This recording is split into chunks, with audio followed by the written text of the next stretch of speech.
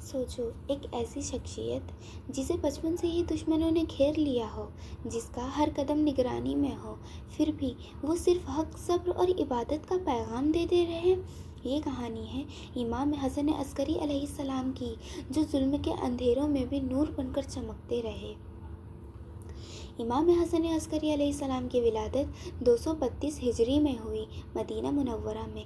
آپ کے والد تھے امام علی الہدی علیہ السلام، اور آپ کا سلسلہ سیدھا جاتا ہے پروفٹ محمد صلی اللہ علیہ وآلہ وسلم تک۔ آپ بچپن سے ہی علم، تقوی اور صبر، عبادت میں سب سے آگے رہے۔ جب امام جوان ہوئے، اس وقت حکومت تھی المعتمد کی۔ انہیں پتہ تھا کہ امام حسن عسکری علیہ السلام سچائی کے رہنما ہیں اور لوگ ان کی طرف کھنچ رہے ہیں۔ اسی لیے آپ کو سمرہ میں زبردستی رکھا گیا۔ ہر وقت اسپیس اور سولڈرز آپ پر نظر رکھتے تھے۔ آپ کو جیل اور نظر بندی کا سامنا کرنا پڑا۔ آپ کو عسکری اس لیے کہا جاتا ہے کیونکہ آپ سمرہ کے ملٹری ایریا میں عسکر میں رکھے گئے تھے۔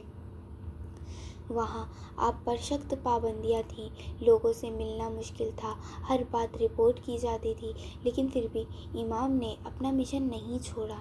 اتنی پابندیوں کے باوجود بھی امام حسن عسکری علیہ السلام لوگوں کے مسائل حل کرتے تھے، خفیہ طور پر تعلیم دیتے تھے، لیٹرز کے ذریعے اپنے فالوورز کو گائیڈ کرتے تھے۔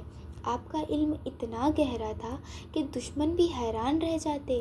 سب سے امپورٹنٹ بات، امام حسن عسکری علیہ السلام کے گھر پیدا ہوئے امام محمد المہدی علیہ السلام۔ دشمن چاہتے تھے اس پیدائش کو روک دیا جائے، کیونکہ انہیں پتہ تھا کہ امام مہدی علیہ السلام ظلم کا خاتمہ کریں گے۔ اسی لیے ولادت کو سیکرٹ رکھا گیا، صرف کچھ خاص لوگوں کو بتایا گیا۔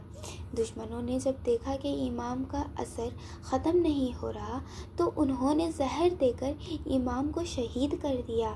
260 ہجری میں سمرہ میں ہی امام حسن عسکری علیہ السلام نے شہادت پائی۔ امام کی شہادت کے بعد لوگ رو رہے تھے، غم کا ماحول تھا، ہر طرف دکھ اور اندھیرا تھا، لیکن اسی وقت ایک نور ابھرتا ہے۔ چھوٹے سے امام مہدی علیہ السلام نے جنازہ پڑھایا۔